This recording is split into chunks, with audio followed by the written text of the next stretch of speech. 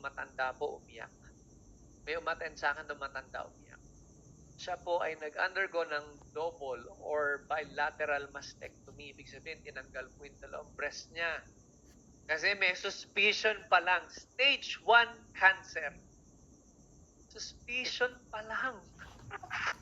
Tinanggal na po yung dalawang breast. Alam niyo ba, umiyak yung matanda doon sa presentation ko. Umiyak kasi, Brother James, yung mga anak ko, pinilit ako Ayoko nga sana mag-opera Nung nakita niya kasi yung presentation ko, mabihira, pwede pala akong gumaling. Tsaka guys, stage 1. Sa US, stage 1, stage 2, stage 3 hanggang 4, hindi ka nila pinapa-opera basta. Alam niyo ba yon? Mag-aaralan ka muna nila, ewan ko kung ilang months or year, or a year, na pag-aaralan ka muna, titignan nila kung kaya ng katawan mo yung chemotherapy. Pag nakita ng mga doktor, hindi mo kaya, hindi ka nila ipapa-chemotherapy. Pag alam nila, madidisgrasya ka. Alam niyo kung bakit? Madedemanda yung doktor sa Amerika. Makakasuhan, pwedeng kasuhan. Pero dito sa Pilipinas, mga kapatid, good luck.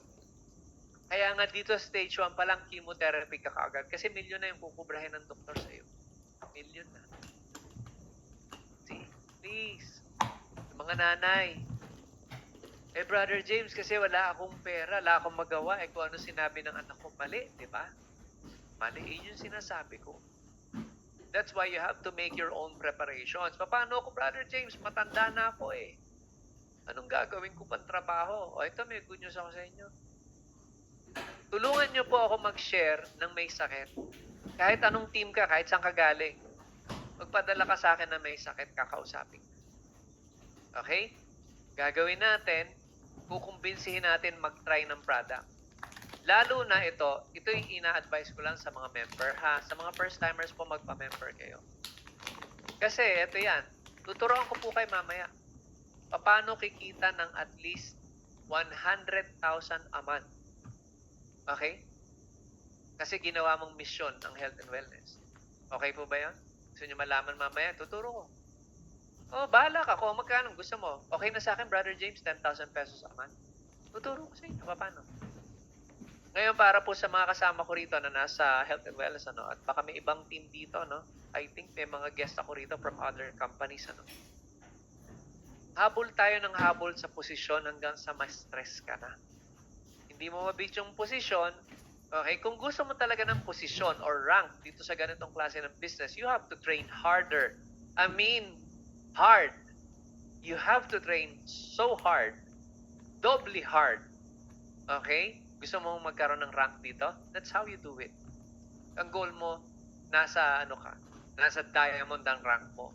Magkano ang income ng diamond? 300,000 minimum yon, 500,000 naman to 1 million pesos a month. That's diamond position. Gusto mo nun, right? Pero ano ginagawa mo? Anong training? Meron po tayong mga training. Kagaya niya, pinapalipat ko nga po kayo doon sa kabila. May training tayo. Gusto mo maging diamond? Ganun yung income mo. Pero mga kapatid, for the rest of you here, paano ka magiging diamond? Hindi mo malaman kung anong blueprint, kailan ako magiging diamond, paano ba ako magiging diamond. Pero kung kaya ko sa yung ituro that you can earn, sige, 30,000 naman, 50,000 naman, 100,000 naman. Workable, doable. Kitang-kita ng dalawang mata mo. Paano gagawin? Gusto mong gawin? Mga nanay, dapat po may sarili kayong ipon. Huwag niyo sa akin sabihin, actually, lamang nga po kayo, yung mga senior citizen dito, lamang kayo. Bakit? Yung mga amiga niyo po ay may sakit na. Tama ba ako? Yung mga kumakumarin nyo, meron mga iniinda yan, 100%. Unahin natin sila. Ulitin ko sa inyo, mamaya ko babanggitin, tuturuan namin kayo. Ang goal ko lang, Brother James, 30,000 a month, pwede na yun. Kasi ang sweldo lang naman sa kumpanya, 15 mil na lang 20 mil na lang Okay na, at least kung may 30,000 ako nang hindi pumapasok, mag-i-spend ka lang ng 2 hours a day, ituturo ko po sa inyo yan. Yung mga nanay dyan, lalo na po yung mga walang work, mag-isip po kayo. Tuloy natin to. So ngayon, ala po talagang gamot ang cancer. Ang diabetes, okay, walang gamot yan. Now, ito ang nitric oxide therapy na gusto kong i-share sa inyo. Papakita ko po sa inyo to, and this is very important, at i-explain ko po kung ano ang nitric oxide therapy.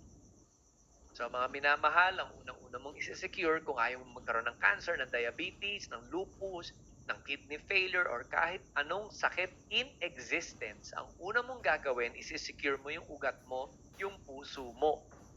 Yan ang una-una mong gagawin. Kailangan walang bara yan. Maganda blood circulation mo. Umaakit ka ng hagdanan, hindi ka hinihingal. Okay? Yan ang unang-una mong gagawin. Kaya mga hinihingal po dyan, ha? So, explain ko po bakit importante ito. At ito na po yung pinaka-core o yung pinaka-nilalaman ng ating topic for tonight. Okay? Nitric oxide therapy. Ito pong nitric oxide, when it was discovered, binigyan po ng Nobel Prize yung tatlong scientists na to. So, ito lang po ang summary kung bakit binigyan sila ng Nobel Prize. The highest award given to a scientific and medical discovery, ha? Bakit sila binigyan ng award? Finally, na-discover na nila kung ano yung totoong nagpapagaling sa katawan ng tao. Ito na, makinig kayo, ha? Lahat ng sinabi ko, kalimutan nyo na, wag lang to. Wag lang to. Pag sinabi ng doktor sa'yo, wala ka ng pag-asang gumaling, hindi totoo. Pag sinabi niyang, hindi ka nagagaling, hindi ulit totoo. Pero pag sinabi niyang walang gamot yung sakit mo, dun lang siya tama. Ladies and gentlemen, ito yung pinaka-crucial or critical na part ng presentation na to. Okay?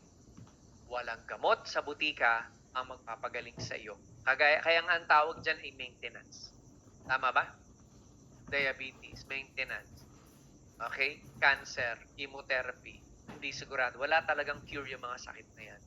Pero, ibig sabihin ba hindi ka nagagaling?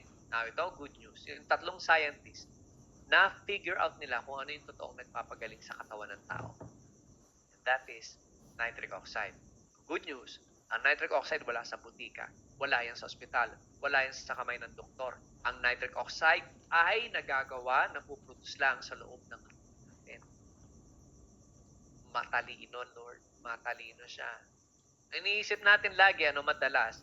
Kasi hindi, Brother James, pagka kasi mayaman yung tao, mas may chance siya na gumaling. Bakit? Kaya niya magbayad ng mahal na ospital eh. Yun ang thinking natin eh. Kaya niya magbayad ng mga mahal na doktor. Pwede siyang pumunta ng Amerika. Mali mga kapatid. Kasi kung ang paraan ng kagalingan, paramihan ng pera, then God is unfair. He's unfair. Tama ba ako? Unfair siya. Abay, paramihan pala ng pera para gumaling eh. Alright? Eh kung sabihin ko sa inyo mga kapatid, kay mayaman, kay mahirap, pare-pareho lang na nagpapagaling sa atin nitric oxide. Ang labanan lang po ng kagalingan, hindi paramihan ng pera, paramihan ng nitric oxide. Mga kapatid, yun yung informasyon, huwag niyong kakalimutan na lagi yung sinasabi rito. Kaya kung ikaw ngayon nanlulumo ka, parang Brother James, sabi ng doktor, wala raw gamot yung sakit ko. Tama siya. Tama siya.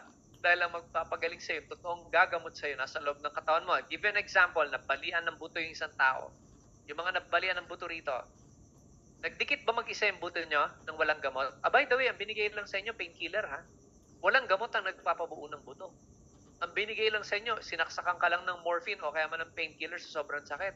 Pero, nagdikit ba ulit yung buto mo? The answer is yes. O di ano nagpagaling sa'yo? Nitric oxide, nahiwa ka. Basta malinis lang. Basta malinis lang yung sugat. Gumagaling mag-isa, hindi. Gumagaling mag-isa. Okay? Nitric oxide. At mamaya, sagutin ko po lahat ng katanungan nyo kasi this is actually itong time na to. No? At nako, umasa kayo. Marami po tayong revelation. Kaya nga po, ang tawag ko rito sa Friday is Health and Wellness Revelation. Alright? Yan na mga kapatid. Ganun tayo kamahal ng Panginoon. Kasi ito na po yung nitric oxide nyo. Yung mga hindi po nag-exercise. By the way, ang nitric oxide nakukuha sa exercise, sa green leafy vegetables, kagaya ng malunggay, talbos ng kamote, pechay, yan, may nitric oxide po yan. Kaya pag di po kayo mahilig sa gulay, unfortunately, mahirapan kayo mag-produce ng nitric oxide. At ang problema, ubus na siya pag palo natin ng 30 years old. Now, tingnan nyo, yung pinakita ko sa inyo kaninang diabetes, ano? Just to make a point. Okay, so ito po yung effect ng nitric oxide. Ang pinakain po rito, super berries. Ano? Super berries ay isama mo na po yung gulay, berries, herbs, mga gulay, prutas. Ayan, sama na po, may nitric oxide yun. Ngayon, tignan nyo po itong puso na ito. Sa dalawang image na to, dito sa kaliwa, live po ito nung kinuhanan Yan sa kaliwa, kita nyo ang hina ng daloy ng puso. Ang hina. Nung nag-increase po ang nitric oxide niya, in as fast as 5 minutes po ha, depende po sa quality ng ibinigay sa inyo na supplement, ano? Within 5 minutes or 30 minutes, bukas ka agad yung ugat. Ibig sabihin, kung maa-atake ka na at meron ka palang supplement na kagaya nito, okay, na nagtitrigger ng nitric oxide, ang number 1 po nagtitrigger ng oxide, again, as I've said, exercise sa supplements po is magnesium. Yun na mag-increase ang nitric oxide mo, magnesium. Ngayon, i-compare po natin sa ginagawang gamutan sa ospital. So, ito po yung artery ng tao, no? O, barado po yan, may plaque build-up. Ayan, atherosclerosis po yan. So, delikado yan. Kaya po naka-high blood, baka may ganito kayo, ha? Ay, kailangan po niya ng heart bypass. 1.5 million po yung bibiyakin po yung dibdib nyo, yung ribs nyo, lalagariin po yung ribs nyo. Okay? So, ang ginawa dito, usually, ang ibibigay ng doktor, punta ka ng doktor ngayon, Doc, high blood ako eh. Ay, okay, eto, losartan. Bye. Next. Yun ang problema sa ospital eh. Ang haba ng pila. Ngayon, tingnan nyo to. Dito, ang gagawin ni losartan sa'yo, example lang ano, ibubukas nga ni losartan yung ugat mo. Tama naman. So, nakaginhawa ka, right? Feeling mo ngayon, kala mo gumagaling ka. Pero once na binitawan mo si losartan, ano nangyayari? Balik ulit yung problema mo kasi ang underlying cause ng iyong sakit ay itong plaque build-up.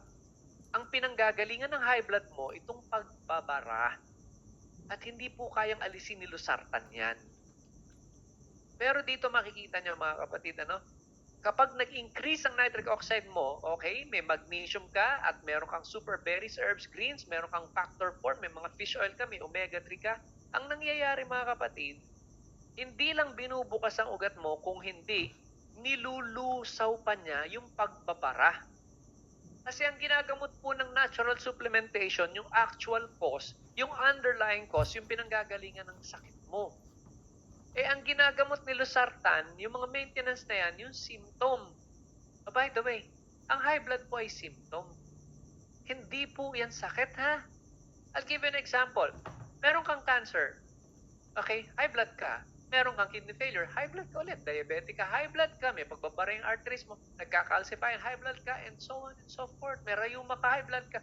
See? Ang high blood ay symptom. Something's going on. Kaya ka high blood. Kailangan ma-identify yun.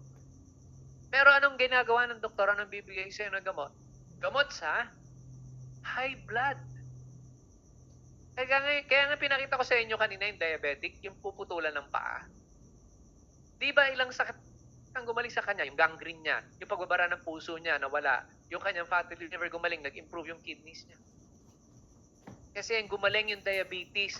Ang tinatarget po kasi ng nutrition, ng nutrients, yung actual na problema ng katawan. Malinaw po ba yun?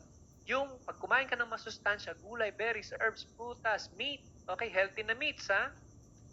Ang pinagagaling po nun, yung pinanggagalingan ng sakit mo. Eh kaya lang, masyado tayong na-brainwash ng doktor. Hindi, mag-maintenance ka na lang. 40 years old pa lang, pinag-maintenance na. Mga kapatid, kaya po maraming dinadialysis ngayon.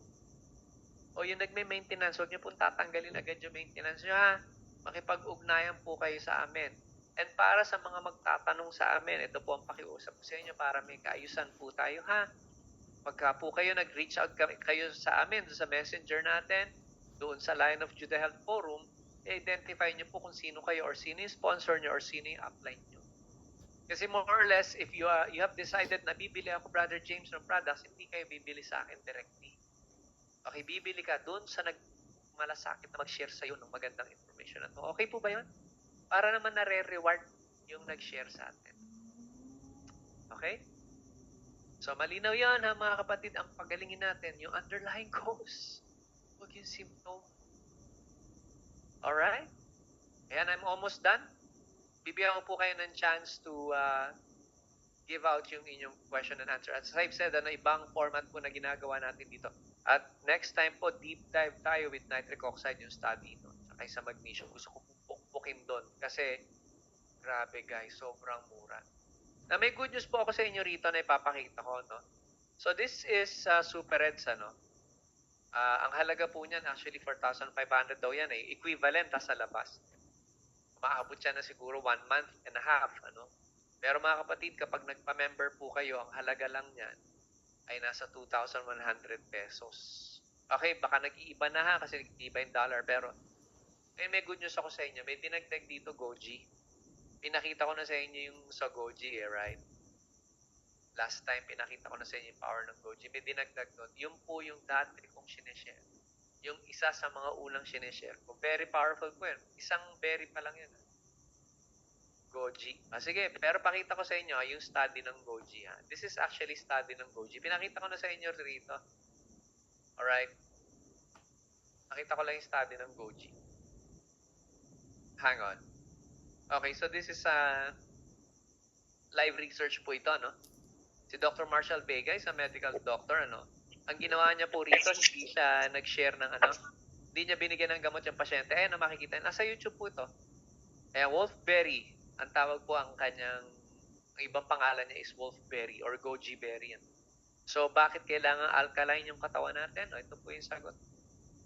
Alright, so makikita nyo rito mga kapatid, dikit-dikit yung red blood cells. Ang tao na to, marumi yung kanyang dugo, hindi nagsisirculate. Ang dugo pala, pag hindi nagsisirculate, parang stagnant water, madumi. Kung ano-ano nakatira ng mga hayop, mga mikrobyo. No? In this case yan, bacteria, may build-up ng bacteria, yung cholesterol, may uric acid crystal na yan, at napakadumi. At dyan po dadami ang cancer cells nyo. At saka kayong unang dadapuan ng COVID. Alright? Pagka ganyang kalapot ang dugo nyo. In the first 24 hours, mga kapatid, tingnan nyo to.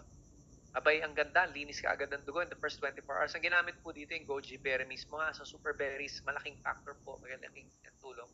Nabawasan yung bacteria, yung cholesterol, di ba ibang gamot na dapat yun? Pero bakit pati yun nako-correct? Nakikita niyo yung sinasabi ko rito? Alright, pagdating na ikapitong araw, itong blood circulation, gumanda na, no? At nagulat si Dr. Marshall Vega kasi hindi naman niya ginagamot yung uric acid crystals, bakit pati yun nanuneutralize? Pagdating mga kapatid ng 10 days, finally, itong white blood cell, ayan, malinis-linis na talaga ang dugo. Yung white blood cell, biglang nabuhay. Ang white blood cell po ang pulisman ng katawan natin. At sinimulan po niyang atakihin yung cause ng matinding lagnat niya, which is yung fungus. At hindi po niya tinigilan yan hanggang hindi niya napapatay. Mga minamahal. So, ganito pala ang katawan magpagaling. Ang gagawin mo, poponduhan mo siya ng high nutrition, super berries, herbs, mga supplementations like magnesium, vitamin D3, kasi pag lumakas siya, siya na ang nagpapagaling mag-isa. Mga kapatid, yan ang sana naiintindihan nyo ha. Kasi lahat po ng sakit na to, ulitin ko, yan, wala pong gamot yan. Kaya nga maintenance ang binibigay sa inyo. Kung gumagaling ka dyan bakit bumibili ka pa rin hanggang ngayon? Ibig sabihin hindi ka gumagaling. Ang tanong ko nga po mga